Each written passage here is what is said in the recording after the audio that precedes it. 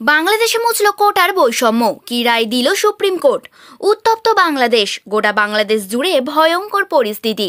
রক্ত আর রক্ত গোটা বাংলাদেশের রাজপথ জুড়ে। মারা যাচ্ছেন নাবালক ছাত্ররা, কেবল যেন ছাত্রদের মৃত্যু মিছিল।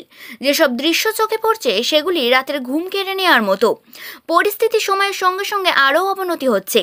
বাংলাদেশের সরকারি চাকরিতে কোটার বিষয়টি নিয়ে দেশ জুড়ে আন্দোলন শুরু করেছিলেন ছাত্ররা। সেই আন্দোলন সহিংসতার আকার ধারণ করে। প্রাণ গেছে 123 জনেরও বেশি। পরিস্থিতি এতই বাজে যে কারফিউ জারি করে ঢাকায় সেনা নামাতে হয়েছে। বাংলাদেশের সরকারি চাকরিতে মুক্তিযোদ্ধাদের পরিবারের সদস্যদের জন্য বরাদ্দ 30% কোটা ইস্যুতে গত রবিবার সেদেশের সুপ্রিম কোর্টে শুনানি হওয়ার কথা ছিল। এর আগে 2018 সালে এই কোটা ব্যবস্থা তুলে দিয়ে নির্দেশিকা জারি করেছিলেন শেখ হাসিনা সরকার। পরে সেই নির্দেশিকার বিরুদ্ধে 2021 সালে বাংলাদেশে হাইকোর্ট মামলা করেছিল 7 মুক্তিযোদ্ধা পরিবার।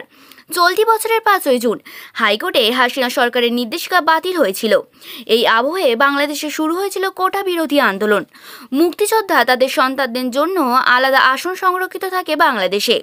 2011 সালে মুক্তিযোদ্ধাদের সন্তানদের পাশাপাশি তাদের নাতি নাতনিদেরও সংরক্ষণ ব্যবস্থায় অন্তর্ভুক্ত করা হয়। বিগত দশকগুলিতে মেধার ভিত্তিতে চাকরির হার বেড়েছে সে দেশে, কিন্তু কমেছে সংরক্ষণ। বর্তমানে বাংলাদেশে মোট 56% আসন সংরক্ষণের আওতায়। বাকি 44% আসন রয়েছে সাধারণ চাকরি প্রার্থী ও পরীক্ষার্থীদের জন্য। প্রধানমন্ত্রী শেখ হাসিনা জানিয়েছিলেন, সংরক্ষণ মুক্তিযোদ্ধাদের নাতিপুতিরা পাবেন নাকি রাজকারদের নাতিরা পাবেন, এই নিয়ে এত আন্দোলন করার কি আছে। গত রবিবার সরকারি চাকরিতে কোটা সংস্কার করে রায় দেয় সুপ্রিম কোর্টের আপিল বিভাগ। সরকারি চাকরিতে মুক্তিযোদ্ধার পরিবারের জন্য 5% সহ মোট 7% আসন সংরক্ষিত থাকবে বলে রায় দিয়েছেন আদালত। এর সাথে সাথে আন্দোলনকারীদের ক্লাসে ফেরার কথাও জানিয়েছেন প্রধান বিচারপতি। কিন্তু এখনও বাংলাদেশে পরিস্থিতি স্বাভাবিক হয়নি। সেখানে এখনও কারফিউ জারি আছে। কবে আবার শিক্ষা প্রতিষ্ঠানগুলি খুলবে তা নিয়ে প্রশ্ন উঠছে।